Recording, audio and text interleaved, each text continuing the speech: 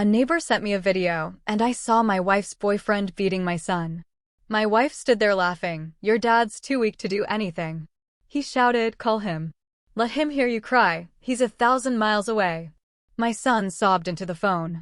I replied calmly, "Son, Daddy's on his way, with friends." I took emergency leave and caught the first flight home. My wife's boyfriend wet himself when he saw me arrive with. What if I told you the worst day of my life started with a single text message, a video that showed my son being beaten, while my own wife stood there laughing? I answered a frantic call from my 8-year-old boy Liam, his voice broken by sobs, as his attacker taunted, "Call him. Let him hear you cry. He's 1,000 miles away, ain't he?" But my answer was calm, chillingly so. "Son, Daddy's pulling up now. With friends." That's when I knew everything had changed. I was Austin Cahill, and for 5 years, my life had been defined by the sharp scent of salt and petroleum on the Poseidon 7 oil platform in the Gulf of Mexico. I was the guy who kept his head when things went sideways. At 35, offshore operations manager, I was making serious money, all for my family. My son, Liam. My wife, Darlene. It was supposed to be temporary, a means to an end. We'd save, buy a bigger house, build a future. But somewhere along the way, Darlene stopped believing in the plan. Resentment festered, a slow poison. Then came that video call, 7 p.m. their time. Liam's face appeared on my screen, but his smile was forced, his eyes darting. My gut, honed from years of managing crises, screamed. Something was wrong. "Where's your mom?" I asked. "She's busy," he whispered, then the call ended. I knew. I just knew. I called Vivian, our neighbor. A retired teacher, sharp as a tack, who looked out for Liam. Her voice was cautious. "Austin, there's been a man around your house a lot lately. When Darlene's there with Liam." My hand gripped the phone. "What kind of man?" Vivian described a man with a darkness about him. "Liam seems scared," she confessed. That's all I needed. I had 2 more days on rotation, but I was already gone. My quarters were stark, utilitarian, but photos of Liam covered one wall. My boy. There was one photo of Darlene from our wedding 7 years ago. She was radiant then, full of dreams. Now, staring at that picture, I felt like a fool. My phone buzzed. A text from Colin Sampson, my Marine Corps brother. "You coming to Mitchell's wedding?" Mitchell, another brother, a private investigator. I texted back, "Wouldn't miss it." But a cold voice in my head whispered, "You might need them sooner than a wedding." The next few hours were a blur. I was in a safety briefing when that unknown number buzzed. It was Vivian. A video. My blood ran cold. The footage, taken from her window, showed Liam in our backyard. And a man, a stranger, Johnny, yelling at him. "I told you to put that shit away," he roared. "Liam, my Liam, looking so small." "I was just playing," he whimpered. Then Johnny grabbed him, lifted him off his feet, and backhanded him across the face. Liam crumpled, sobbing. And then, Darlene walked into frame. I waited, my heart pounding, for her to intervene. To protect our son. Instead, she laughed. "Maybe that'll teach you to listen," she slurred. And the words that followed pierced me deeper than any wound from combat. "Your dad's too weak to do anything about it anyway." Johnny yanked Liam up by his hair. "Call him. Let him hear you cry. He's 1,000 miles away, ain't he?" Liam, shaking, fumbled for the flip phone I'd given him for emergencies. My phone rang. "Dad?" Liam's voice was shattered. "Dad, Son," I said, my voice eerily calm despite the inferno raging inside me. "Daddy's pulling up now. With friends. You hear me? I'm coming home right now." Johnny's cocky laugh echoed in the background. "Yeah, right. Daddy's gonna save you from 1,000 miles away." "Put him on," I said quietly, the words a tremor on the line. "Dad, please put him on the phone, Liam."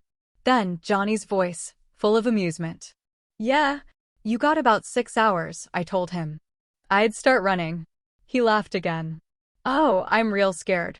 "What are you gonna do, sailor boy?"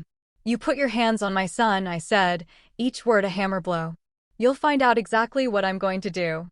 I hung up and called my supervisor. "Family emergency. I need emergency evac. Now." He tried to tell me the next helicopter wasn't for hours. Radio the Coast Guard if you have to, I snarled. My son is in danger. I'm leaving this platform in the next 30 minutes. One way or another. He heard the cold finality in my voice. He made the calls. Next, Colin. I need you and Mitchell in Houston tonight. My address. And Colin, bring what we talked about keeping for emergencies. What's happening? He asked. Someone hurt my son, I replied, and I'm going to make sure it never happens again. We'll be there. As the emergency helicopter lifted off, the gulf receded below me. I'd been calm on the phone because Liam needed me to be. But inside, Austin Cahill was a man transformed. 8 years in the Marines. 3 tours. I'd learned to stay cool under fire, to protect those who couldn't protect themselves. I'd buried that soldier when Liam was born, wanting to be a father, not a fighter. But Johnny Hatfield made a critical mistake. He threatened my family. And now, the man I thought I'd left behind was rising to the surface. The pilot asked if I was okay. I stared straight ahead, jaw set. I will be. The charter flight to Houston felt endless. I used every minute. I texted Colin and Mitchell the video. Their replies were instant. We're with you. Whatever you need. I called a lawyer Mitchell knew. He watched the video, grim-faced. Child abuse caught on camera, Austin. Emergency custody, restraining orders, the works. He warned me not to do anything stupid. I won't, I lied. I wasn't going to do anything illegal, not exactly. But Johnny Hatfield was going to understand the magnitude of his mistake. Colin and Mitchell were waiting at the airfield. Colin, still built like a linebacker, a former MP, now running a security business. Mitchell, leaner, quieter, a private investigator who knew how to dig. They embraced me like brothers. Johnny Hatfield, Mitchell said, his voice hard. 2 prior domestic violence arrests. Did 6 months for aggravated assault. Beats up his girlfriend's brother. His income doesn't match his spending. I'm guessing dealing or scams. My blood ran cold. Any warrants? I asked. Minor, missed court date, he said. But it's something. What's the plan? Colin asked as we drove towards my house. I stared out at the dark suburbs. We show up. Get Liam somewhere safe. Then we have a conversation with Johnny about consequences. And Darlene? Mitchell asked carefully. My knuckles went white. My wife.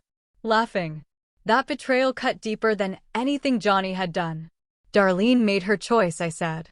Right now, I focus on Liam. The rest, we'll figure out. We pulled up to my house just before 1 a.m. Johnny's black Dodge Charger sat in my driveway. Vivian's light was on. I texted her, I'm here. Is Liam okay? He cried himself to sleep. That man is still there with Darlene. Be careful, Austin. We go in quiet, I whispered to my brothers. I still have a key. Advantage of surprise. We moved like we had 100 times in hostile territory. Smooth, silent, coordinated. The door clicked open. Johnny was sprawled on my couch, beer in hand, watching some action movie. Darlene was curled against him, half asleep. I stepped into the dim light. Get away from my wife. Johnny's head snapped up. Confusion. Recognition. Then pure, unadulterated fear. He tried to stand, but the alcohol slowed him. Who the hell, he started, then saw Colin and Mitchell flanking me, 2 immovable objects. You said 6 hours, I said, my voice flat. I made it in 5. Darlene jerked awake. Austin? What are you? You're not supposed to be home until Thursday. I got an interesting video call this afternoon, I replied, my voice dangerously calm. Wanna guess what I saw? Her face went pale. Johnny, trying to regain his bravado, pointed at Darlene. Look, man, this is between me and Darlene. You need to leave. Colin barked a humorless laugh. You need to leave? That's funny. I called up the stairs, my voice ringing with authority. Liam. It's Dad. Come down here, champ. Feet thundered. Liam appeared, rubbing his eyes, confused. Then he saw me. He launched himself down the stairs. I caught him, holding him tight. He was crying again, but this time it was relief, joy, safety. You came. You really came. I'll always come, I whispered. Always. Let me see your face. The bruise on his cheek was livid, already purple. My jaw clenched so tight I heard my teeth grind. Pack a bag, son, I told him. You're staying at Grandma and Grandpa's tonight. Uncle Colin will take you. I don't want to leave you. I'll be right behind you. I promise. But I need to talk to your mother first. Uncle Colin, Uncle Mitchell, and me. We need to have an adult conversation, okay? Liam looked at Johnny, then back at me. Understanding passed between us. Okay, Dad. As Liam ran upstairs, I finally looked at Darlene. Really looked at her. She was wearing one of Johnny's shirts. Wine bottles, cigarettes. She never smoked. How long? I asked. Austin, let me explain. How long? 2 months, she whispered. 2 months. I'd been working myself to exhaustion on that platform, sending every paycheck home, thinking about them every day. And for 2 months, she'd been playing house with a convicted abuser. And you let him hit our son. It wasn't. I didn't think he'd. You stood there and laughed, I said, my voice never rising, making it somehow more terrifying. You told Liam I was too weak to do anything about it. She's drunk. Johnny interjected. She didn't mean it. I'm not talking to you, I said, not even glancing at him. Colin, once Liam's packed, take him to my parents. Mitchell, I need you to witness what happens next. Record it if necessary. Austin, what are you going to do? Darlene's voice trembled. What I should have done the moment I realized my family was in danger. I turned to Johnny. You and I are going to have that conversation now. To Darlene, you have 2 choices. Go upstairs and stay out of this, or you can watch. But either way, what happens next, you brought on yourself. Johnny tried one last time. You touch me, and I'll press charges. That's assault. Mitchell held up his phone, already recording. Funny thing about that. See, I've been documenting everything since we arrived. Austin hasn't touched you yet. But if he does, well, I've got video evidence of you hitting an 8-year-old boy. Self-defense laws get real murky when child abusers are involved, especially when said child abuser is trespassing in someone else's home. I'm not trespassing. Darlene invited me. Darlene doesn't own this house, I said. I do. My name alone. Always has been. You want to check the deed? The color drained from Johnny's face. He finally understood. He'd walked into a trap. And the man he'd mocked as weak and distant was anything but. Colin came down with Liam and his bag. Ready, little man? Liam hugged me one last time. Love you, Dad. Love you too, champ. I'll see you tomorrow. We'll get ice cream. After they left, the house fell silent. I walked to the front door, locked it, then turned back to Johnny. Here's what's going to happen. You're going to tell me everything. Every time you touched my son, every threat you made, every law you've broken while playing house in my home. And Mitchell here is going to record all of it. You do that, cooperate fully, and maybe, just maybe, you walk out of here with all your teeth. Johnny looked at Darlene. She was frozen, tears streaming, but said nothing. And if I don't? He asked, trying to sound tough. I smiled. It was not a pleasant smile. Then we find out if you're tougher than you think you are. But I should warn you. I spent 8 years in the Marines learning how to make people talk. I'm very, very good at it. Johnny's bladder, already stressed from fear and alcohol, gave up. A dark stain spread across his jeans. Mitchell chuckled. Well, that answers that question. Start talking, I said. And pray you tell me something useful enough that I don't make you regret every choice you've made in the past 2 months. Johnny Hatfield talked for 90 minutes. Fear was a powerful motivator. He started with defensive mumbling, then it became a waterfall of incriminating admissions. He grabbed Liam, pushed him, shoved him into a wall. 6 separate incidents of physical abuse. He belittled Liam, telling him his father didn't care. He threatened his dog. And then the stealing. I prompted him about the credit cards. He admitted to using Darlene's cards, buying tools, car parts. $3,000 worth, he whispered. I was going to pay it back. With what? I asked. Your drug-dealing money? His eyes went wide. I don't. Mitchell pulled up his phone. Photos. Johnny meeting known dealers.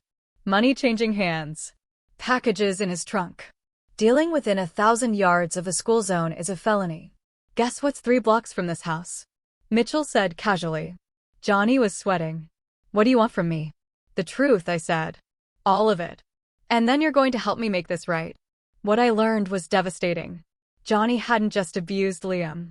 He'd been systematically isolating him, turning him against me, draining our finances. And then the truly shocking part. There's a guy, Johnny stammered, Tomas Kramer.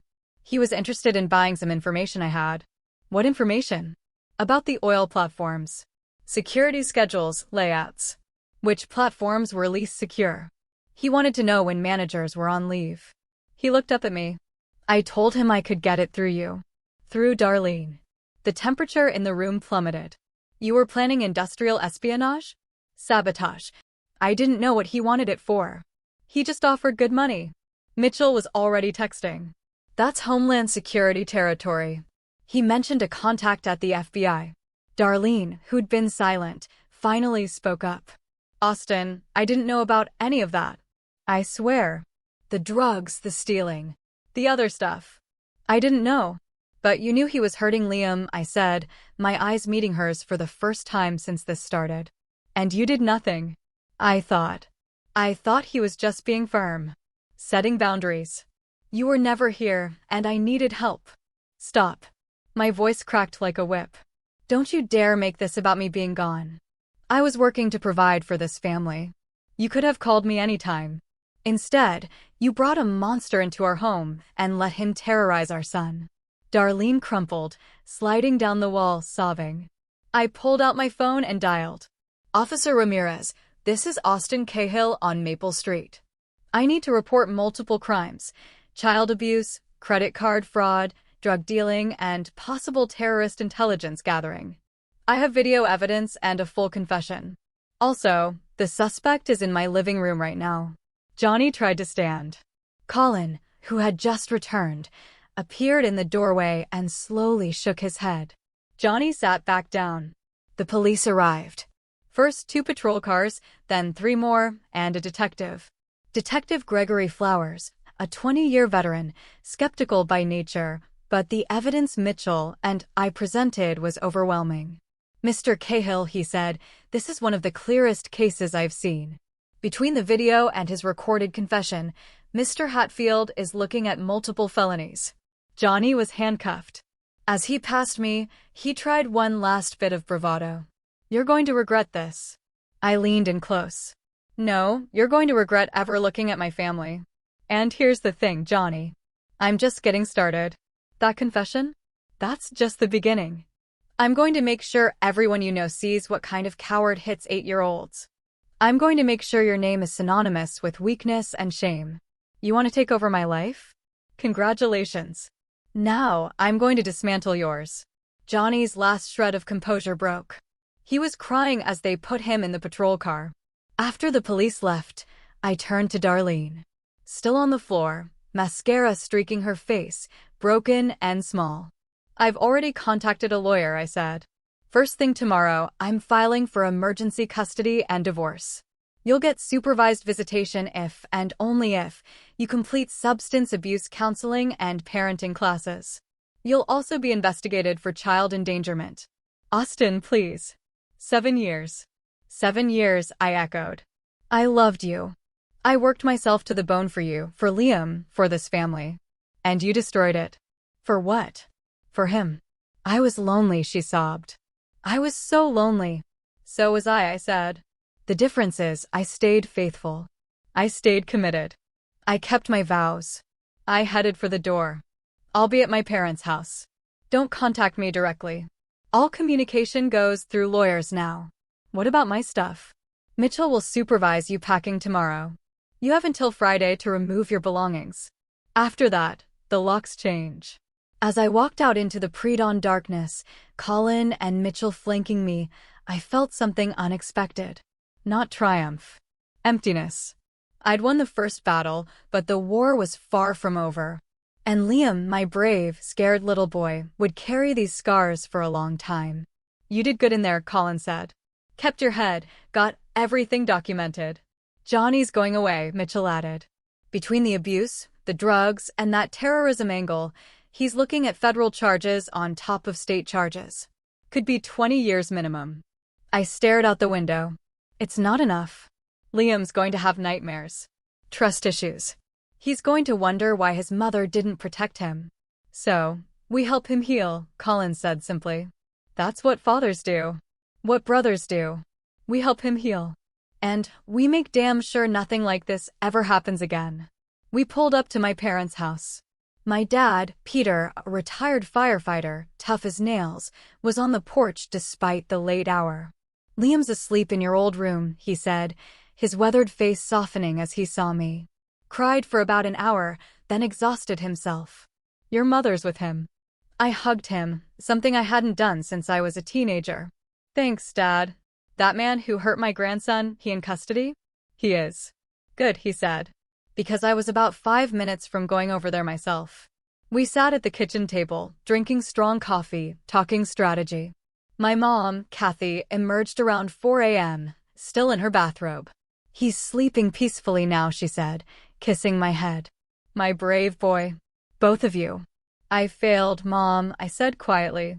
I should have seen this coming. No, Kathy said firmly. You trusted your wife. That's not failure. That's love. She failed you both. But you're here now and you're fighting for him. That's what matters. As the sun rose, I made a list. Custody hearing, divorce proceedings, changing the locks, securing my work credentials, talking to Liam's school and counselor. Daunting. But I'd managed offshore oil platforms in Category 3 hurricanes. I'd led Marines through combat zones. I could handle this. My phone buzzed. Vivian. I've been documenting everything for weeks. Times, dates, photos. If you need it for court, it's yours. That boy deserves better. I texted my thanks. Added her to my witness list. Around me, my family and brothers made their own calls, pulled their own strings, activated their own networks. Colin knew a child psychologist. Mitchell knew judges. My dad knew everyone. By the time Liam woke up, I had the foundation of a plan. Not just to protect my son, but to ensure justice was served so thoroughly that Johnny Hatfield would regret ever hearing the name Cahill. Liam appeared in the kitchen doorway, small and uncertain. When he saw me, his face lit up. You're really here, he said. I thought maybe I dreamed it. I scooped him up. I'm here. I'm not leaving again. Never like before. Promise. Promise? I promise. How about that ice cream I mentioned? For the first time in what felt like forever, Liam smiled. A real, genuine smile. My phone rang. Detective Flowers. Mr. Cahill. We ran Johnny Hatfield's name more thoroughly. Turns out there's a lot more to him. You have time to come down to the station today. I'll be there this afternoon. Good. Because what we found, this is bigger than child abuse. A lot bigger. I hung up, my expression grim. Whatever it was, it would change everything. But right now, my son needed breakfast and reassurance. The rest could wait. At the police station, Detective Flowers laid it all out. Johnny Hatfield wasn't just an abusive boyfriend and small-time dealer. He was a node in a larger criminal network. Identity theft, using his mechanic work as a cover, cloning keys, burglarizing homes. 15 houses in the past 4 months, Flowers said. And it gets worse. That guy he mentioned, Tomas Kramer? He's involved in industrial espionage. Johnny was trying to use his relationship with your wife to access your credentials, your work schedules, security protocols. My jaw clenched. He was using my family as an access point. Exactly. And when we picked up Kramer this morning, he mentioned something else. Johnny had been planning to escalate. Talk of staging an accident for you. Something on the oil platform that would look natural, but clear you out of the picture permanently. The room went silent. Mitchell's face darkened. He was planning to kill Austin. We're still gathering evidence, but the communications we intercepted suggest, get rid of the husband. Console the widow. Take over completely. Johnny had massive gambling debts. Your life insurance policy would have solved that problem. I felt ice in my veins. I'd spent 2 months worried about my marriage while Johnny Hatfield was literally planning my murder. What about Darlene? I asked. Was she involved? Flowers shook his head. From what we can tell, no. She was a victim, too, in her way. Johnny targeted her specifically because she was vulnerable, isolated, resentful, lonely. Classic predator behavior. But she wasn't part of the criminal enterprise. That doesn't excuse what she did to Liam, I said flatly. No, it doesn't. Child Protective Services is opening an investigation. She'll face consequences. Flowers showed me another document. Several of Johnny's victims want to press civil charges. They're organizing a class action lawsuit. Your lawyer suggested you might want to join. Mitchell leaned forward. What's the criminal case looking like? Multiple felonies across state and federal jurisdiction, Flowers said. Child abuse, drug trafficking, identity theft, credit card fraud, conspiracy to commit murder, and now industrial espionage. The DA is pushing for the maximum. 30 years minimum. Possibly life without parole if the murder conspiracy sticks. I absorbed this. 30 years. It should have felt like victory. Mostly, I just felt tired. One more thing, Flowers added. We found burner phones with communications between Johnny and several other men. They're planning something, possibly targeting other families similar to yours. Oil workers, military families on deployment, long-haul truckers. Anyone with a primary breadwinner gone for extended periods. They see them as easy marks. You need to stop them, I said immediately. We are. But it would help if you could identify any other families in your neighborhood or workplace who might fit the profile. Warn them. Help us catch these guys before they hurt anyone else. I thought about my crew on the platform. How many of them were vulnerable? I'll make a list, I promised. And I'll reach out to my company's security office. Later, at a diner, I pushed food around my plate. You thinking about Darlene? Mitchell asked. Thinking about how I missed it all, I admitted. The signs must have been there. Liam tried to tell me. Vivian tried to warn me. But I was so focused on work, on making money, on building our future, that I didn't see our present falling apart. That's not on you, brother. Darlene made her choices. Johnny's a predator. That's what they do. My son paid the price for my absence, I said, meeting Mitchell's eyes. That ends now. I'm done with offshore work. I don't care if I have to take a pay cut. I'm not leaving Liam again. Good call. And Austin, you're handling this the right way.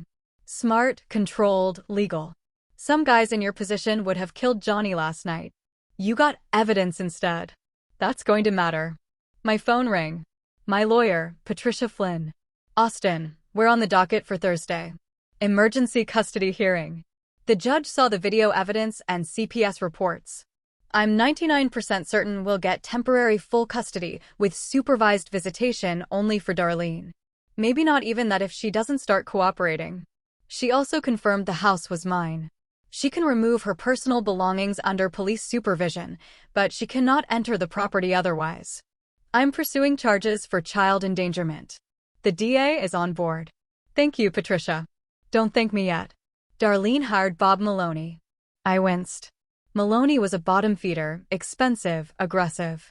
Let him come, I said. We have video evidence of her laughing while our son got hit. She can hire Clarence Darrow himself, and it won't matter. Back at my parents' house, Liam was in the backyard with Peter, throwing a baseball. The bruise on his face was still visible, but he was smiling. That smile was worth more than any legal victory. Dad, he called. Grandpa's teaching me a curveball.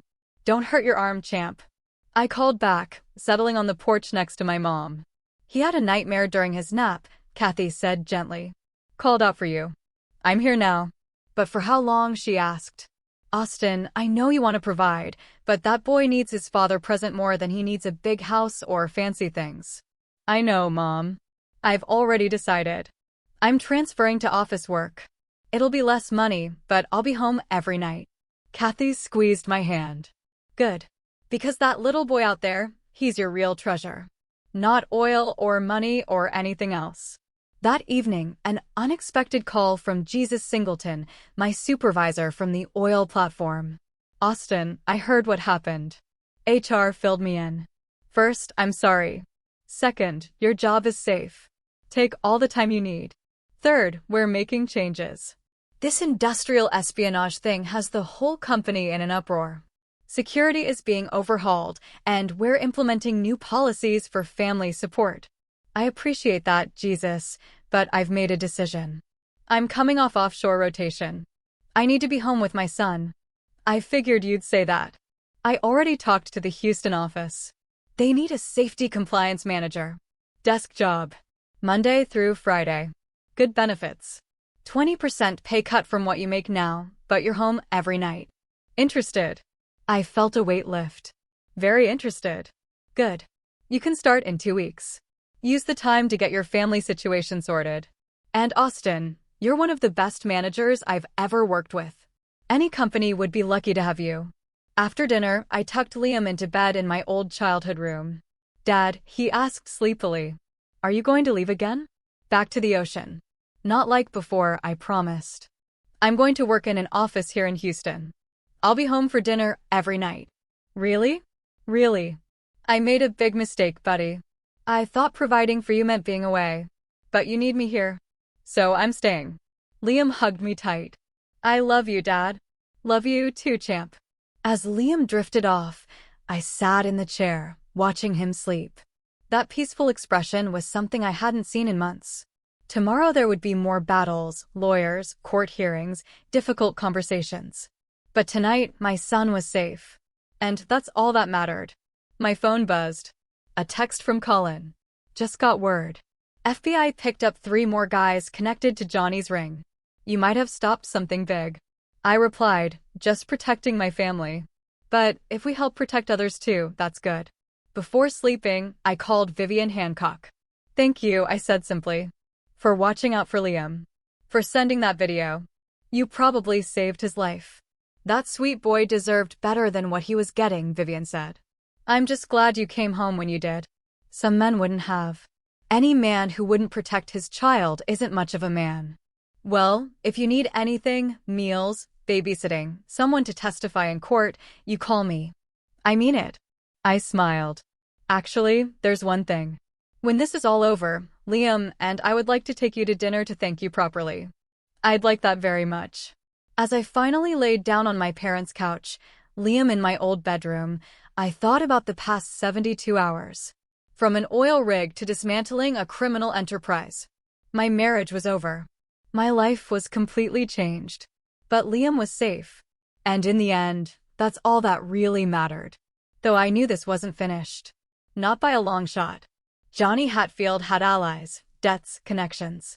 And men like that didn't go down quietly. I would be ready. The custody hearing on Thursday was mercifully brief.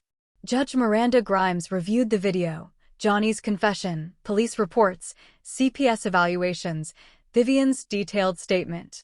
Her face hardened with every page. Mrs. Cahill, she said to Darlene, I've been on the bench for 15 years. I've seen a lot of bad parenting. But watching a mother laugh while her child is assaulted. She shook her head. I'm granting Mr. Cahill temporary full custody. Your visitation is supervised only. Pending completion of substance abuse treatment, parenting classes, and psychological evaluation. Do you understand? Darlene, haggard and broken, nodded. Her lawyer tried to object, but the judge shut him down. Mr. Maloney, your client permitted a convicted domestic abuser to assault her child. She's lucky she's not in jail herself. Save your arguments for someone who might care. Liam's hand slipped into mine. He'd been allowed to attend. Old enough to express his preference, young enough for the judge to be gentle. When asked if he felt safe with his father, he answered clearly, Dad's the only one who makes me feel safe. Outside, my lawyer was triumphant. That one went exactly as expected. The divorce will take longer, but the custody battle is essentially over. She'll have to prove significant rehabilitation to get even partial custody back. What about charges against her? CPS and the DA are in discussions. Likely child endangerment charges. Probably a plea down to probation and mandatory counseling. She'll have a record, but probably won't do jail time. I wasn't sure how I felt about that. Part of me wanted Darlene to face serious consequences. But another part, the part that remembered loving her once, just felt sad. She destroyed their family. For what? Loneliness? Per judgment? It seemed like such a waste. Over the next 2 weeks, I settled into my new routine. The safety compliance job Jesus arranged. The pay cut stung, but being home for dinner with Liam every night was priceless. We established rituals, homework at the kitchen table, cooking together, reading before bed. Liam started therapy. Dr. Porter, the child psychologist Colin recommended. Slowly, Liam processed the trauma. He learned it wasn't his fault. I went to therapy too. Dr. Porter recommended it, and I quickly realized I needed it. The guilt of not seeing the signs. The anger at Darlene. The residual rage at Johnny. It all needed somewhere to go besides bottled up inside. Mitchell continued investigating. Johnny's network had targeted 17 families. 3 other children abused. 2 homes burglarized. 1 family lost their life savings. We're building a victims coalition, Mitchell explained. Class action lawsuit, coordinated victim impact statements. The DA loves it. Makes the case bulletproof. Meeting the other victims, hearing their stories, I realized how close I'd come to losing everything. If Vivian hadn't sent that video, if I hadn't come home, how much worse could it have gotten? The FBI wants to talk to you, Mitchell said one evening. About the industrial espionage angle. Tomas Kramer was part of a larger foreign intelligence operation. Your credentials, your knowledge of the oil platforms, valuable to some very dangerous people. Set it up, I said. Whatever helps put these guys away. The FBI interview lasted 3 hours. I detailed everything. The agents, serious men and women who didn't smile much, assured me security protocols were being updated across the industry. Mr. Cahill, one agent said, if you hadn't come home when you did, if you hadn't documented everything so thoroughly, we might never have uncovered this network. You did good work. I just protected my family, I replied. Sometimes that's enough to change everything. 6 weeks after the initial arrest, Johnny Hatfield's legal team approached the DA with a plea deal. Guilty plea on all state charges in exchange for concurrent sentencing and testimony against Tomas Kramer and the larger network. The DA called me. It's your call. With your testimony, we'd win at trial anyway, but the plea deal guarantees 25 years. With his record, he won't get parole, and his testimony could take down bigger fish. I thought about it. A trial would mean Liam testifying, reliving everything. Months of delays, continued stress. What does Liam's therapist say? Dr. Porter thinks avoiding trial would be better for Liam's recovery. Less re-traumatization. Then take the deal. But I want to give a victim impact statement. And I want to be there when he's sentenced. Done. The sentencing hearing was on a Monday in November. I took the day off. My parents watched Liam. No need for him to be there. But Colin and Mitchell accompanied me, along with several other victims. Johnny Hatfield looked different. Prison had stripped away his swagger. He was thinner, paler, eyes downcast. When he entered in shackles, he didn't even look at the gallery. One by one, victims gave their statements. Allison, whose marriage nearly fell apart due to financial devastation. Jose, who no longer trusted anyone with his vehicles. Tammy, whose daughter had been groomed. Hearing their stories, the enormity of what Johnny had done weighed heavy. Then it was my turn. I walked to the podium. I had notes, but didn't need them. Your Honor, my name is Austin Cahill. Johnny Hatfield assaulted my 8-year-old son. He manipulated my wife. He tried to steal my identity, my career, possibly my life. But more than that, he stole my son's sense of safety. Liam now has nightmares. He has anxiety. He struggles to trust anyone outside our immediate family. I'm a father. My job is to protect my child. And I failed because I trusted that my home was safe, that the woman I married would put our son first, that no one could hurt us there. Johnny Hatfield proved me wrong in the worst possible way. But here's what he didn't count on. Families are stronger than predators. Love is stronger than manipulation. And justice, when it finally comes, is patient and thorough. I don't want revenge. I want my son to heal. I want other families to be safe. And I want Johnny Hatfield to spend a very long time thinking about the lives he destroyed, the children he hurt, and the fact that all of it, was for nothing. He gained nothing, lost everything. And that's exactly what he deserves. I returned to my seat. Judge Grimes reviewed the plea agreement, the evidence, the sentencing guidelines. Mr. Hatfield, she said, I've rarely seen such a complete pattern of predatory behavior. You targeted vulnerable families. You abused children. You stole. You dealt drugs. You conspired with foreign agents. The plea agreement calls for 25 years. I'm accepting it with the following conditions. No parole eligibility for 20 years. Upon release, you will be registered as a child abuser, restricted from contact with minors, and under supervised probation for life. You will also pay restitution totaling $187,000 to your victims. She leaned forward, her voice chilling. And Mr. Hatfield, if you ever come near any of these families again, I will personally ensure you spend the rest of your natural life in prison. Do you understand? Johnny's voice was barely a whisper. Yes, Your Honor. 25 years. Bailiff removed him. As Johnny was led away, he glanced at me one last time. No defiance left. No tough guy posturing. Just fear. Outside the courthouse, I felt a weight lift. It wasn't closure. There was still the divorce to finalize, years of Liam's healing ahead, the ongoing task of rebuilding our lives. But this chapter was done. Mitchell clapped my shoulder. You did it, brother. Got justice for your son. We did it, I corrected. Couldn't have done it without you and Colin. That's what brothers are for. My phone buzzed. A text from Liam. Did it go okay, Dad? It went perfectly, champ. Justice won. See you at dinner. Love you, Dad. Love you too. As I drove home, I thought about the past 2 months.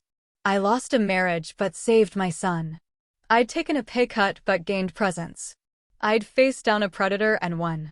Most importantly, Liam was healing. Slowly, with therapy and love and stability, the nightmares were becoming less frequent. The smiles were more genuine. Trust was being rebuilt. That evening, Liam and I made spaghetti, his favorite. We ate at the kitchen table, talking about his day at school, about the science fair project we were building, about the camping trip we had planned. Normal life. Regular moments. The things I'd taken for granted. Never again. As Liam headed upstairs to brush his teeth, I cleaned the kitchen. Through the window, I saw Vivian tending her garden. I made a mental note to invite her over for dinner soon. She'd been instrumental. Family by choice, if not by blood. Dad, Liam called from upstairs. Can we read 2 chapters tonight? Sure, champ. I headed upstairs, my heart full. The battle was won. The predator was caged. And most importantly, my son was safe, healing, and loved. The future stretched ahead, uncertain, but hopeful. And for Austin Cahill, that was more than enough. 6 months later, spring arrived in Houston.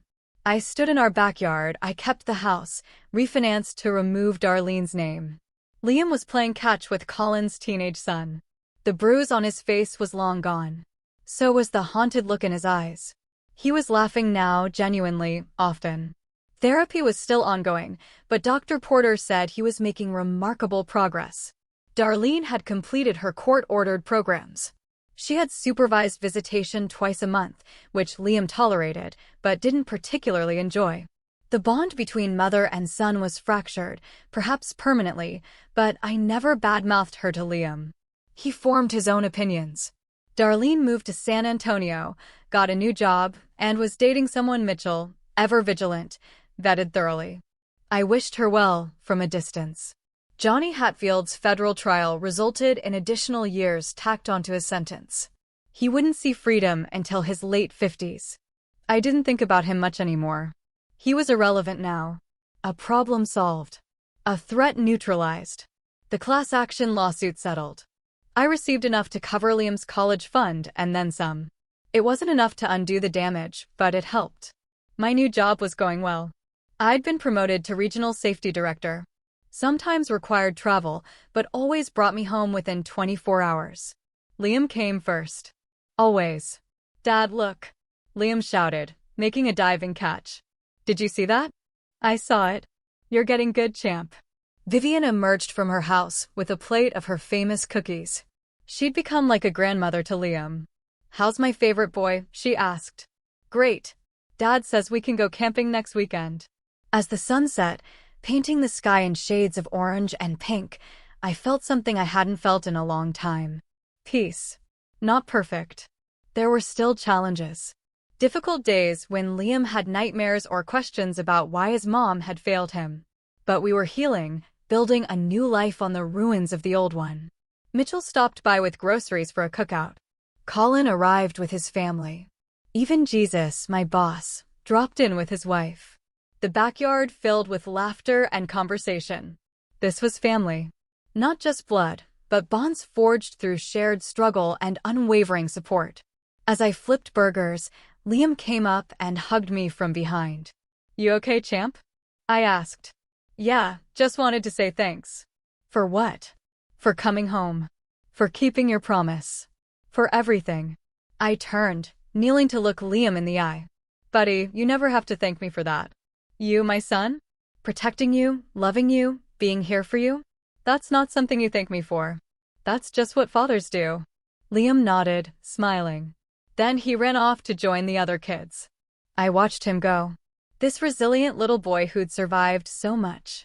Liam would be okay. We would be okay. The worst was behind us.